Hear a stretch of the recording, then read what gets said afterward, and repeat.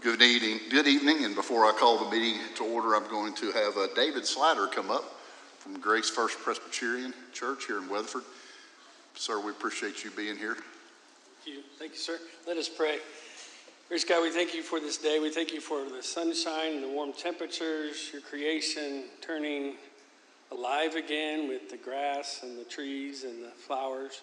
God, we just ask that we would continue to be mindful and caring of what you've given us in creation. God, we just ask for peace around the world. We ask for peace in our community. We just ask that you would give wisdom and guidance to this council as they continue to lead this community of Weatherford.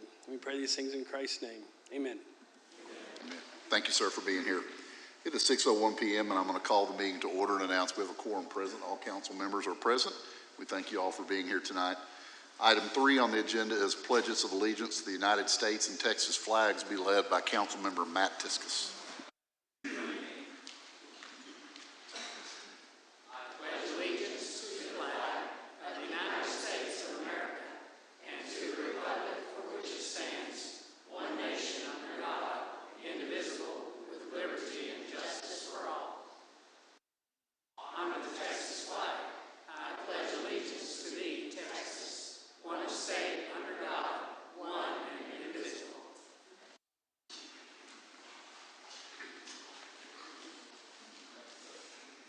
Thank you for that, sir. Item 4 on the agenda is items of community interest. We welcome Aaron Spicer. Mayor and Council, before we dive into the agenda, we've got a few items of community interest. Some good news, some great events, and proof that if you're bored in Weatherford, that's on you. Congratulations to Council Member Zach Smith, who was recently recognized at the ARA show in Florida with a Regional Leadership and Service Award. The ARA show is the world's largest equipment and event rental industry trade show. This honor reflects Buffalo Rental and Mr. Smith's commitment to giving back and staying actively involved in the community. Many of us have heard Councilmember Smith say, "We live here, we give here," and he continues to live that out through his business and service to our city. The 8th Annual Weatherford College International Piano Competition will take place April 10th and 11th at the Performing Arts Center at Weatherford College. This year's competition attracted over 170 entries from 21 different countries, highlighting the global reach of this prestigious event. 13 finalists will travel to Weatherford to perform live, bringing their world-class talent right here to our community. And Assistant Chief James Pittman, a dedicated member of our police department, was recently diagnosed with cancer. On May 28th, the community will come together at Canyon West for Swing for a Cause to support James and his wife during this time. It's a great opportunity to rally around one of our own and show them what makes Weatherford such a strong community. And there's plenty happening in Weatherford this April. First up, we've got the Kids Fishing Derby on April 4th at 8:30 at Holland Lake Park. It's a great way for young anglers to start their day. On April 11th, roll up your sleeves for the Keep Weatherford Beautiful Trash Off at 9 a.m. Grab a team and help our community look its best. And finally, we've got Food Park Lounge Night on April 14th at 6 p.m. with good food, good music, and a great way to spend the evening. Details on all these events and more can be found at experienceweatherford.com. And with us tonight, we have a big congratulations to Parker County's own Calissa Marbett, who made history as the first student in Millsap ISD to earn a place in the Texas All-State Band 3 times. She recently placed 4th in the state on clarinet, earning recognition as one of Texas's top student musicians. Calissa is also on track to be valedictorian of her class, although that's not official yet.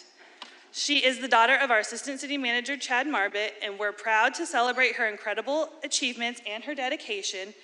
We're especially impressed by everything she's accomplished, despite the connection to her father. But if we could get Calissa to come up here, we'd like to recognize her for all her achievements.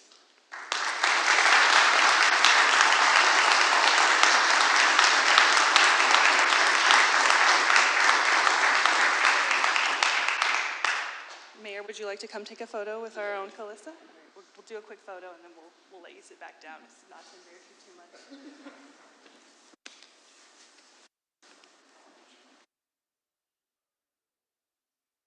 Smile real big.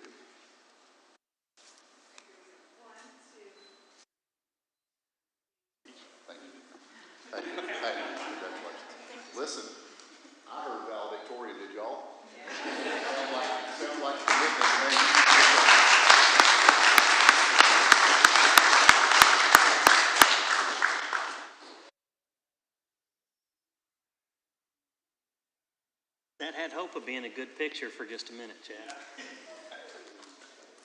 Hey, just a quick comment before we move forward on our Mayor Pro Tem. And you know, my statement that I like to make is the best is yet to come, and I believe that. But I want to tell you something that's the absolute truth, is when this man says he lives here and he gives here, he does. He and his family volunteer, they serve, they help. Their business also contributes back to our community, so that's a well-deserved award. You're not only leading here in Weatherford, but you're leading nationwide, and thanks for what you're doing, sir. The best is yet to come. And one other thing related to the Kids Fishing Derby, if there are any kids that are watching or in the audience tonight, if you don't have a fishing pole, still show up. There are several people from the community that bring fishing rods for kids, so you can walk up and literally not have a thing in your hands to fish with, and somebody there will make sure that you get a chance to catch fish. And they stock that pond, and there are lots of fish in there. So I have a lot of fun even at 55 just watching. So kids, come on, parents, bring your kids. It's a great event. Let's see here. Council, did y'all have any items of community interest?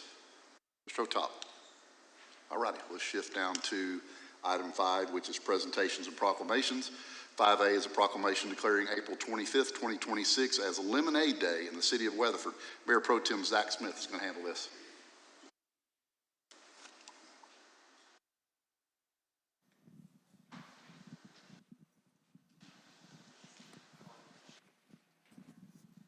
Thank you, sir. YBL board, if y'all would come up.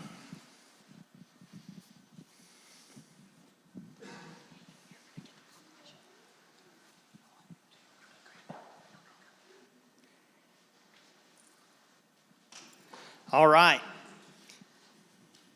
This is a proclamation, whereas Lemonade Day is a valuable community initiative that provides children in the city of Weatherford and throughout Parker County with opportunities to learn about entrepreneurship, financial literacy, and business skills.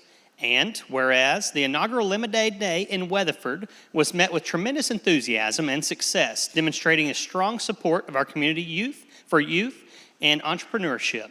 And whereas Lemonade Day empowers young participants to develop important life skills, including goal setting, planning, budgeting, problem solving, and customer service. And whereas the Lemonade Day program fosters civic responsibility and encourages youth to engage positively with the local community. And whereas the Weatherford Chamber of Commerce and the Weatherford Young Business Leaders once again invite aspiring young entrepreneurs to participate in this impactful event. And whereas the city of Weatherford proudly celebrates and supports the creativity, the determination, and entrepreneurial spirit the young people participate in on Lemonade Day. Now, therefore, I, Zach Smith, Mayor Pro Tem of the city of Weatherford, Texas, on behalf of the City Council and our citizens, do hereby proclaim Saturday, April 25th, 2026, as Lemonade Day.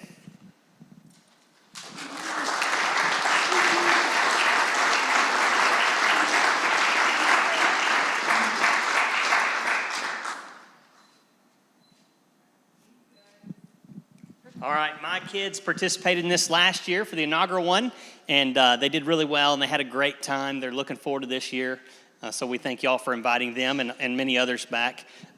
Would you like to say anything briefly about Lemonade Day coming up this year? Sure. Go ahead. I just want to thank everyone that participated last year. We're really looking forward to this year.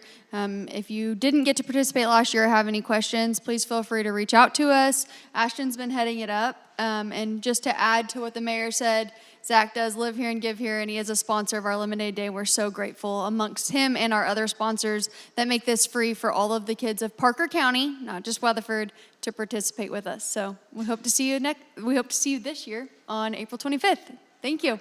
Thank you very much. You bet. Thank you, sir. Sandy, you bet. See you. Bye.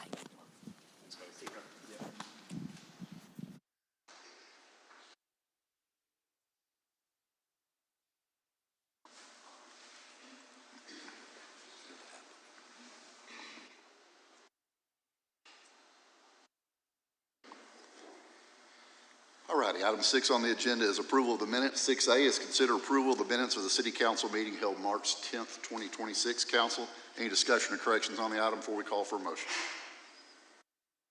Hearing none, I'll entertain a motion if that's your pleasure. Mayor, I'll make a motion. Motion made by Luke Williams, second by Mayor Pro Tem Smith. Any discussion or corrections on the item before we call for a vote? Hearing none, let's vote on the minutes. Please indicate yea or nay on your touchscreens. Minutes pass. Shift down to item 7 on the agenda, consent agenda items. Council, we have items 7A through C. We can entertain those as a body or split 1 or 2 or more off if you need to do that. Be happy to entertain a motion for the body if that's your pleasure.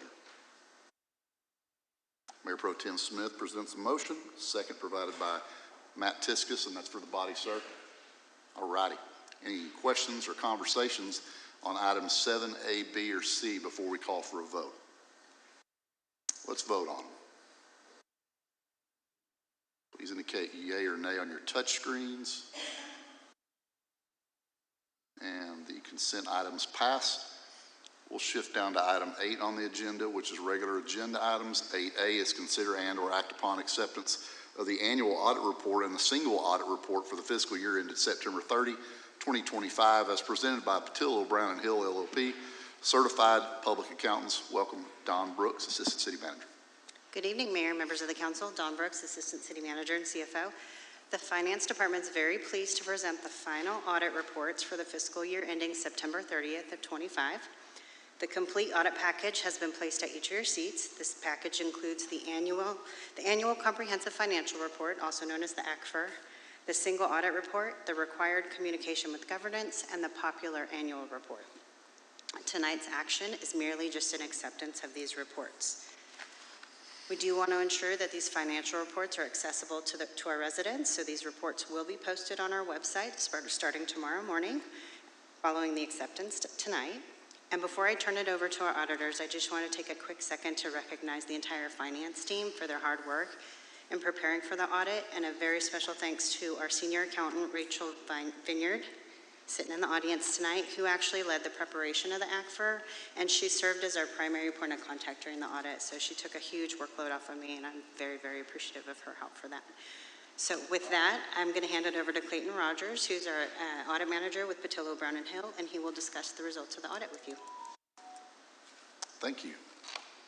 Welcome, Mr. Rogers. Thanks for being here this evening. Thank you, Mayor. Mr. Mayor, thank you all for having me. At the risk of killing all the suspense, everything was good. All right, that was it. That's not a suspense, that's an expectation. Of course. Well, the expectation is of staff, and I think it's well placed to have high expectations of this staff. They make my life very easy, and I'm happy to be here at the end of the audit telling you about how easy they made my life. Just going to go over a few highlights of the audit process and answer any questions that you might have about the annual financial audit. I work on a team of about 4 or 5 people that sunk about 400 or 500 hours into performing your financial statement audit this year. And I'm happy to say that we're at the end of the process with all of that behind us, and happy to be here with a clean audit. So just a refresher on what we were engaged to do. We actually render, as I'll cover in a moment, 2 audit opinions. The first one is the one you're probably most familiar with. It's over your financial statements.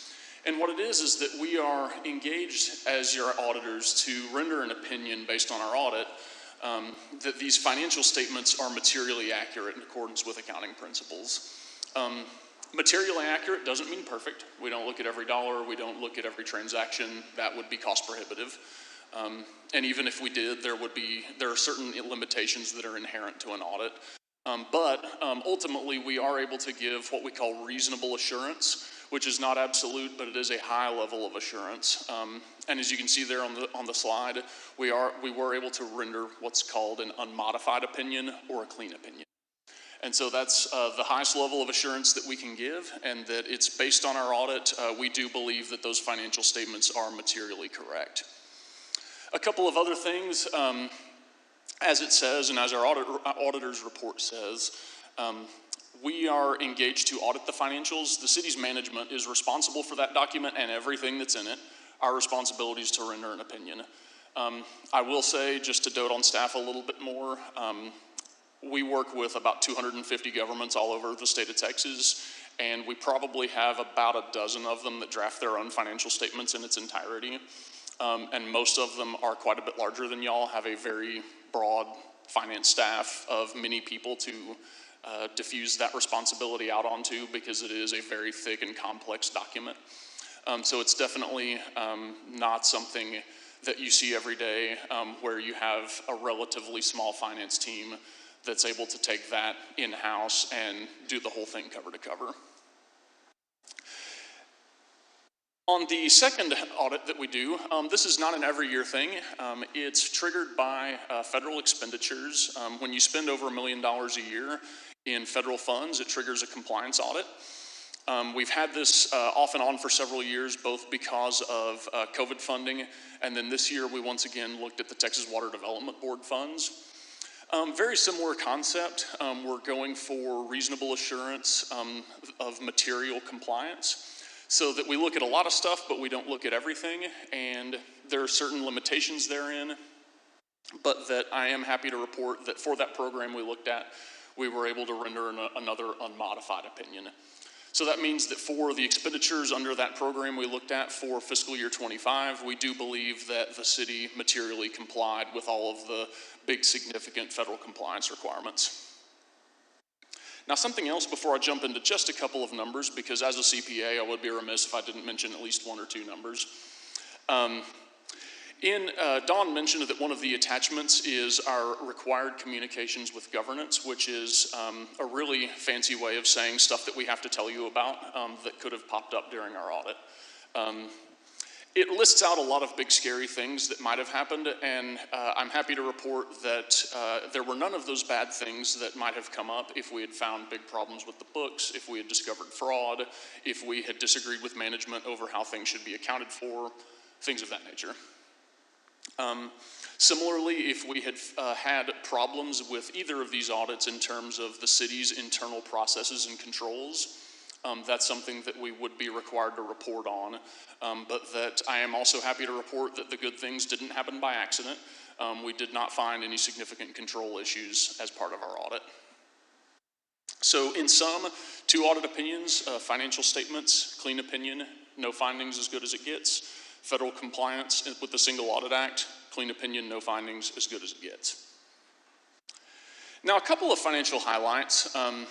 This document's 160 pages, I believe. I'd love to spend 5 minutes on every single one with you, but at the interest of not putting all these good people to sleep, or possibly myself at this point, I'm not going to dig into any of the details, although we would be happy, more than happy to answer any questions that you might have had reviewing it. A couple of things I wanted to point out. We have on this slide the general fund's fund balance over the last 3 years. This is actually just a little bit of a snapshot of some things that are in this document. I skipped over earlier the GFOA's award for Certificate of Achievement for Excellence in Financial Reporting, which is an award that the city has received over its document for a number of years. And because the city has this document qualify for that award, it's about twice as long as it has to be. And so, for example, on this slide here, we have 3 years of the general fund's fund balance. Well, there's a schedule in the back that has 10 years. It has 10 years for the utility fund, as we have here on the next slide, plus population information, things like the city's FTEs over the last 10 years, all sorts of information that is not required. But honestly, to me, past the audited financials is some of the more useful or interesting stuff in the whole report. So just some things to point out there. Also, as I close, it's something that I can go over a lot of financial highlights here, and I can stand here as your auditor and tell you what's in this document and explain things and whatnot. But if I leave you with one thing, it's that it's nice having audited financial information once a year, but the real special sauce, so to speak, is in having the people, processes, and systems in place to give you useful information throughout the year. And that doesn't happen by accident. As we know, funding at governments is tight, and oftentimes finance staffs are short-staffed and don't always have the resources that they need. And government accounting is not getting any simpler. There's new rules every single year that come out. But that I think what our clean opinion with no findings and a financial report that the city prepares itself internally, if I were in your shoes, what that tells me is that you have people, processes, and systems that are in place that are making all of those things happen, and that it's not a situation where your auditor has to come in and tell you what your fund balance is because you have staff that already know the answer to that question. So with that, I'd be happy to open it up for questions. We appreciate the information and the work on the audit. Are there any questions or comments from council?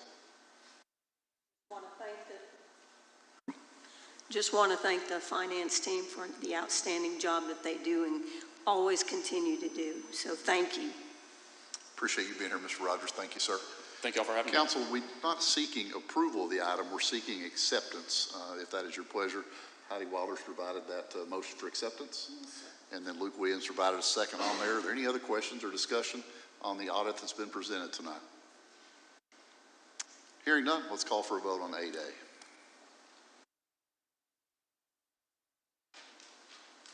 Please indicate yea or nay on your touch screens. And that item passes. Mr. Rogers, again, thank you for being here, Thank sir. y'all. All righty. Item 8B is to hold a public hearing and consider adoption of ordinance 02026-08 concerning a conditional use permit for a liquor store greater than 5,000 square feet, use on an approximate 0.309 acre tract being generally located at 1015 North Main Street, City of Weatherford, Parker County, Texas, CUP-26-0002. Welcome, Scott McDonald. Good evening, Mayor, Council. This evening, conditional use permit for Liquor Mart located at 1015 North Main Street. This conditional use permit is in the C1 zoning district. It is on roughly a 1/3 acre tract of land, and they're proposing a liquor store greater than 5,000 square feet. This subject property is consistent with the general plan, community commercial. The existing conditions here, as you see on the screen, is the building on the very front side of the street on both 2nd and Main Street. It is a legal non-conforming status. Additionally has a residential dwelling unit in the rear of the property. The proposed plan for the new building is located in the back corner where you saw that residential dwelling previously. So it opens up the sight lines on both 2nd and Main Street. This is the proposed elevation for the property, which matches with our Western heritage. This is an aerial which will give you kind of an indication of the height of the building, which is at 30 feet, which is allowed to go up to as much as 45 in that district, but they'll have a max of 30, which will include a screening for the mechanical equipment. Staff recommends approval of the conditional use permit subject to the conditions that are listed, which was to reduce some of the visual barriers in the store, meaning temporary signs will not be permitted. They'll have only 3 permanent wall signs, no trim lights placed around windows. The windows will have no other signs other than open in the hours of operation, and no security bars on the windows. This was went through planning and zoning, which was passed unanimously on March 11th. The applicant would also like to speak to council, and then I'll stand for questions following if you prefer. All righty, council, how about we hear the applicant's presentation before we have our public hearing? Is that okay with y'all? The applicant, if you'd feel free to come forth this time, sir.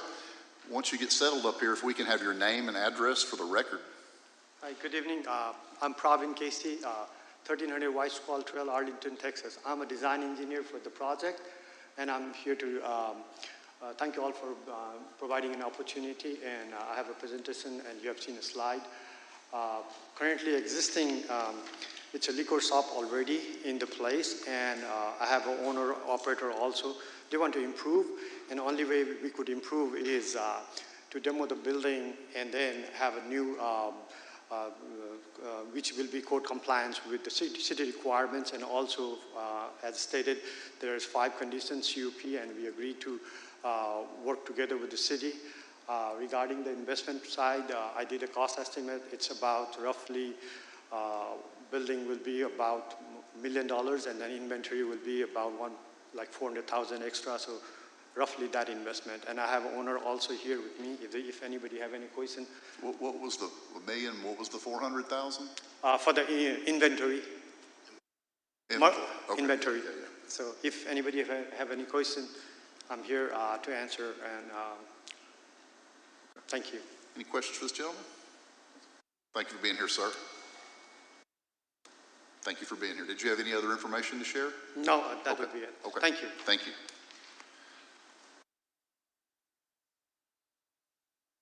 Righty, council, we've heard from staff and we've heard from the applicant's representation. This time, let's have a public hearing on item 8B, excuse me. This time, the public hearing on this item is open. If anybody would like to speak specifically on this item, now's your opportunity. Public hearing is open. Seeing none, we will close the public hearing on item 8B. Council, any discussion on the item? Mayor, I've got a question for Mr. McDonald. Would you mind refreshing my own memory, and then citizens or anybody watching, what is the significance of being a liquor store greater than 5,000 square feet? So council had passed an ordinance, and I can't tell you when that was, some time ago. It was a few months ago. To limit the size of liquor stores, or the larger liquor stores, to make sure that they complied with, you know, the certain conditions. Council had an opportunity to weigh in on what those provisions might be. Okay. Do we know the total square footage of this one again? I'm sorry? Do we know the total square footage of the proposed one? It's right at 5,020 square feet, I believe it is. Okay. Just curious. Thank you. Any other questions or comments on this? I've got a couple for staff, I think. Could you pop the picture back up of the existing location?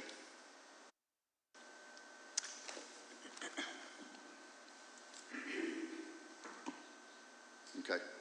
I want to note to council, I have concerns about a two-story liquor store on Main Street. I don't know that I've ever seen one anywhere. I'm not a connoisseur of liquor stores, but when I look at the photo of the new proposed location, I see beautiful flower beds and big bushes that are much larger than our code requires, and I'm not seeing what is here now depicted in this is something that's cared for.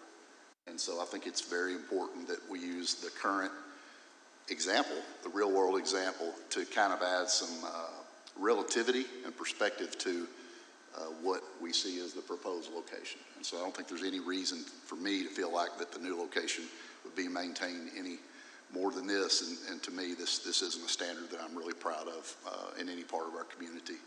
I think this is very close to residential homes. Just back on the next block to the west are blocks and blocks of homes that have people of all ages in them, mainly children. Not saying that this doesn't meet our current standards, but overall, my sentiment with the project is I'm uncomfortable in as it sits today, legal, non-conforming, but I'm still uncomfortable with a two-story liquor store being in a part of town that we're working really hard to make improvements on long-term for our citizens. And I just don't feel like a liquor store is the highest and best use to the property. Just my opinion. Mr. McDonald, would you remind us all the implications of giving a conditional use permit and what that means long-term for the property? Yes, the conditional use permit would run with the land. So granting the conditional use permit, unlike the current condition, which is a non-conforming, if this ceases to exist for 6 months, then they'd have to come back to council to get a conditional use permit like being applied for today. So, but if it were approved today, it runs with the land. Does this conform with the fact that it's so close to not only residential, but churches that are near? How close is the nearest church from there? I thought we had an ordinance that had a limit of how close it can be to a church or a school.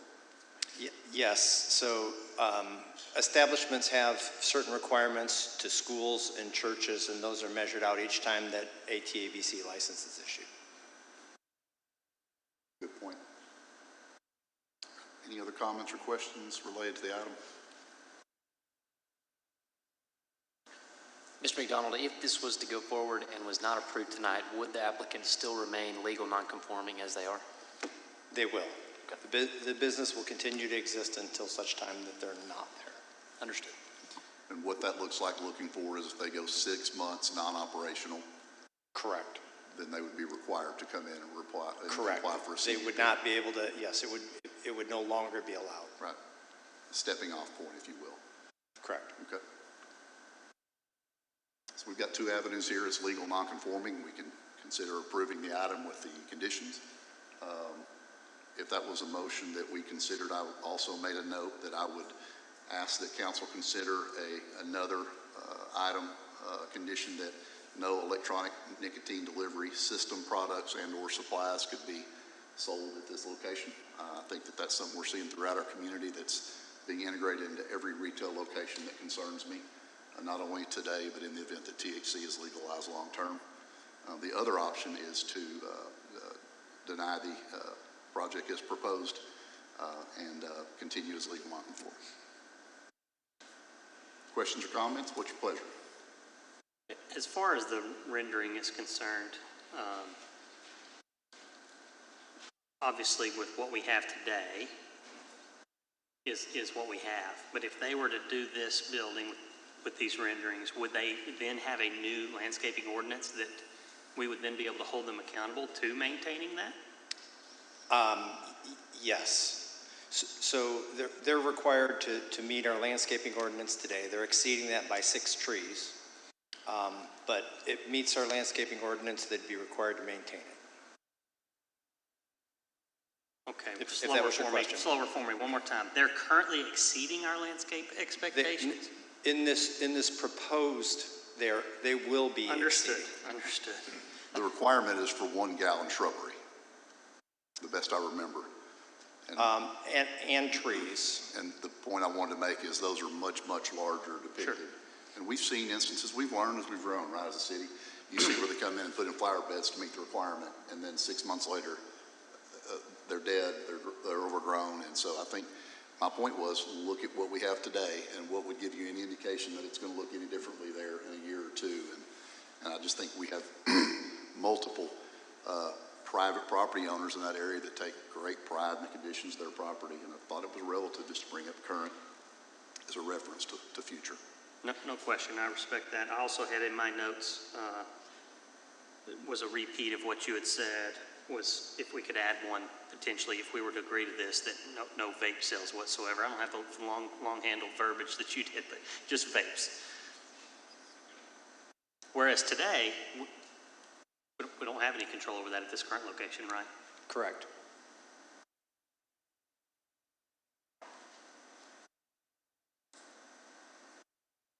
Is there a motion on the item, council?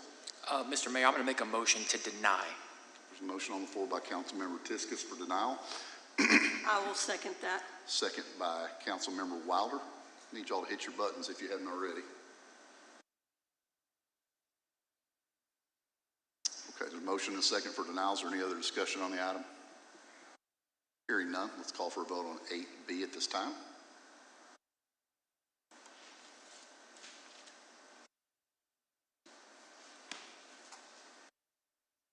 And that item is denied. We'll shift down to item 9 on the agenda, which is future agenda items. City Council, anything? Mr. Mayor, Hotop? I Ms. have Wilder, I'm sorry. something I would like to bring up. You bet. With regard to looking at our next meeting, which I think will be our retreat meeting, if we could look at the grants that we give, the restaurant grants, the facade grants, the 380 grants, and look at structuring that in a self-funding account that is based on capital outlay and rate of return. Okay, noted. I think that's already on our list of items to discuss, but that is noted. Thank you for sharing that. Any others? If there needs to be two of us to make. I think I see people nodding, so thank you for that. Mr. Hotop, do you have anything? Nope. All righty. Let's shift down to item 10, which is executive session. 10A is section 551089, Deliberation regarding security devices or security audits, radio communication equipment. We'll go into recess at 6:36 p.m. We'll be in the South Conference Room. We'll come back in here, back into regular session for items 11, 12, and 13. We're in recess at 6:36 p.m.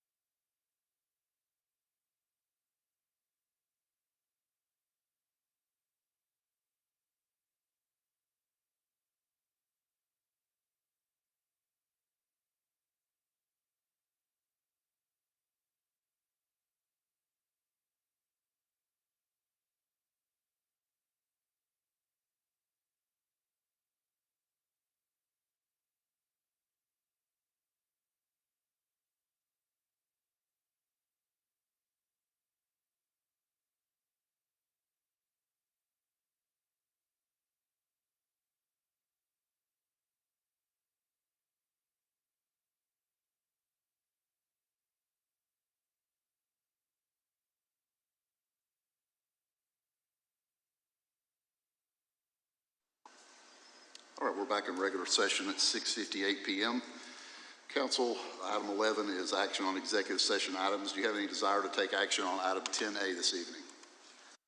I move to authorize the city manager or his designee to purchase system hardware and equipment and system integration services for public safety dispatch radio consoles with Motorola not to exceed $479,000 through an interlocal agreement with Parker County Emergency Service District Number 1.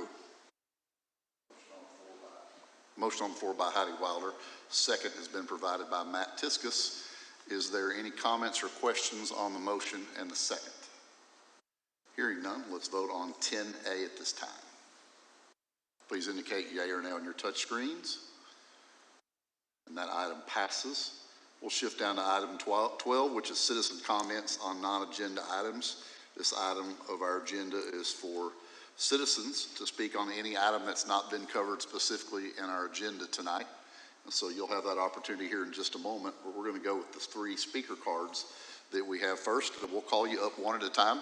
If you can let us have your name and address for the record, and you'll have 3 minutes to give your prepared statement. Jamie Snow, come on up.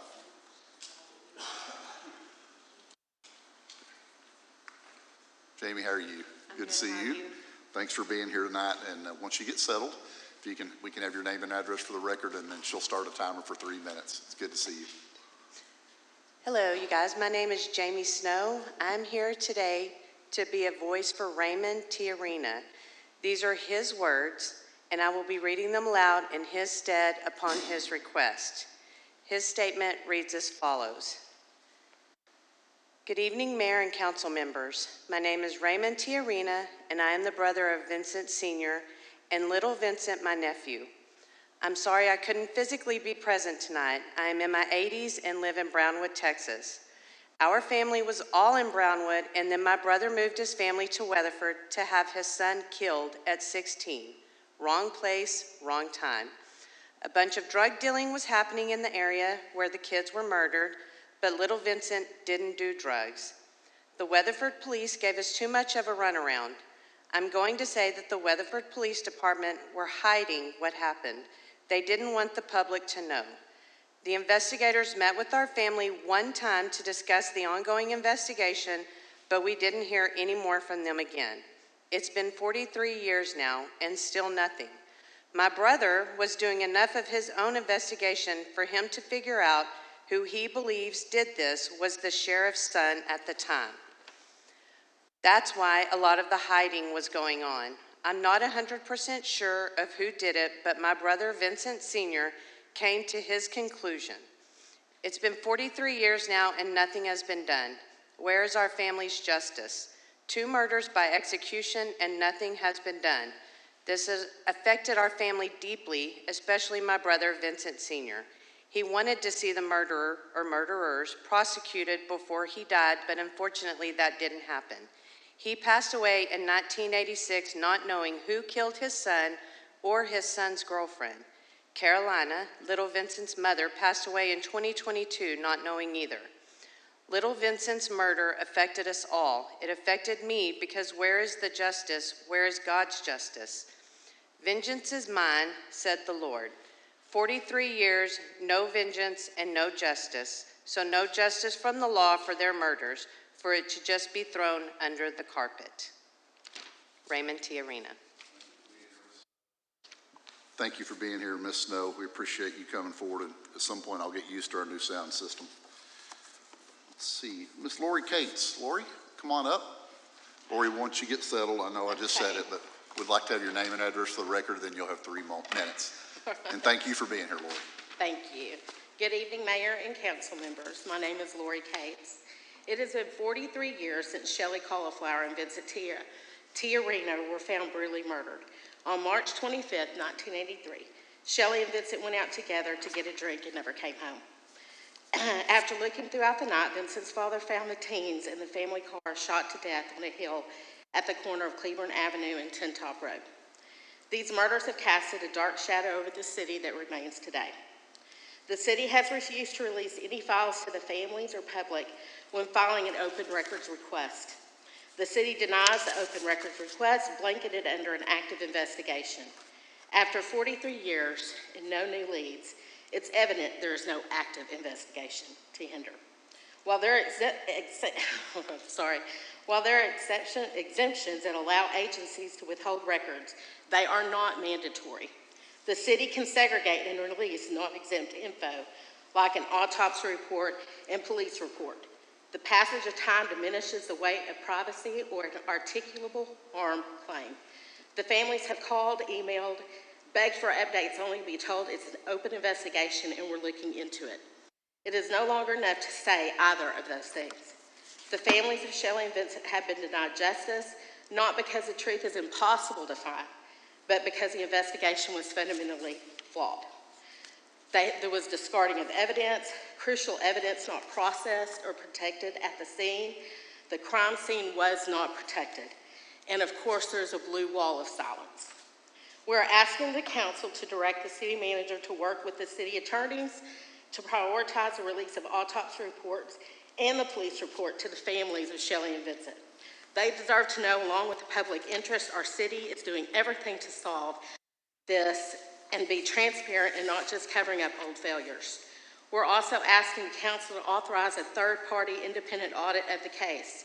We desperately need an investigation that bypasses local conflicts of interest. Trust over this case and local law enforcement by the families in the community is severely evaporating every day this case goes unsolved. So we stand before you imploring your help in getting this case audited either by the state of Texas or the FBI. There is a lot more I want each of you to know, but time is limited, so I will leave each one of you this. Please put this on the agenda for a vote at the next upcoming meeting. I can also email each of you detailed info gathered over the past 4 years of research and investigating this case. A safe city is one where justice is prioritized, even when it's difficult.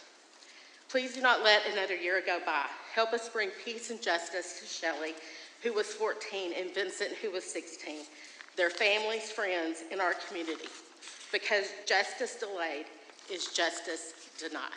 Thank you. Ms. Cates, thank you for being here so much. Janetta Smith.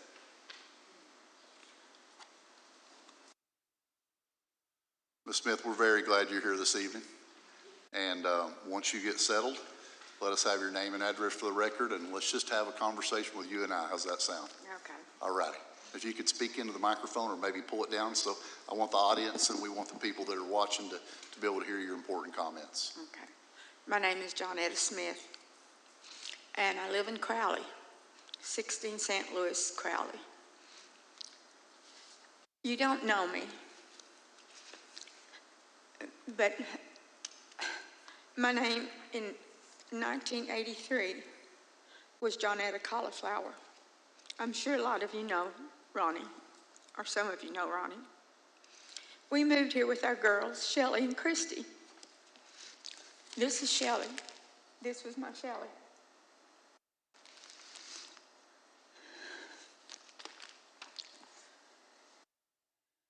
And on March 24th and 25th, they're my hell days. It's 43 years today. I left on an anniversary trip, and I was called at 6 o'clock on the 25th, saying my kids hadn't came home. They were, as Lori said, supposed to be gone just for a short time, but they didn't come home. I became very close with Chief Horowitz and Mark Jackson. Mark Jackson was like my brother. I put my life in his hands with Shelley. And then one day he disappeared. He left the job. He left everything. I knew something was wrong. Mark would not have left me like that. So I know there was something going on. Mark would not have just left me. So I'd go every day, and ask, what's going on? Have you heard anything? Is there anything? I always get the same answer to this day. We're working on it. That's not an answer to me. Even, I'll say last year, as Johnny Qualls and what's her name? Angela James, they were coming to see me. And so I asked them again. I've got two different stories. I don't know which one is right. I've been told two different ways the kids were killed. I don't know which one is right. I've been told so many things, but I don't get any answers.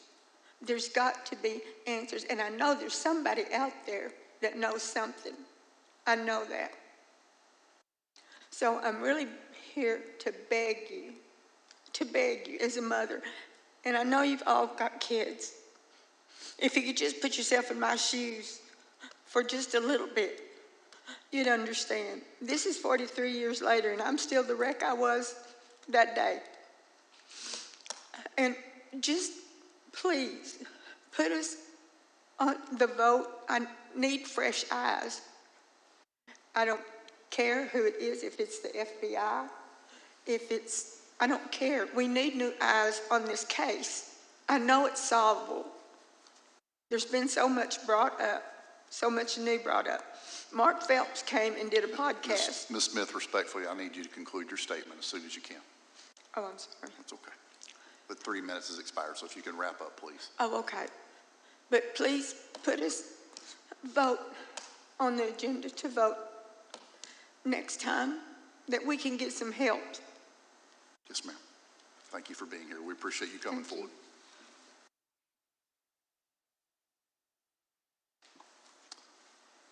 Citizen comments on non-agenda items is still open in our meeting. Is there anybody who'd like to speak on any item not covered under our regular agenda? Now's your opportunity. Citizen comments on non-agenda items.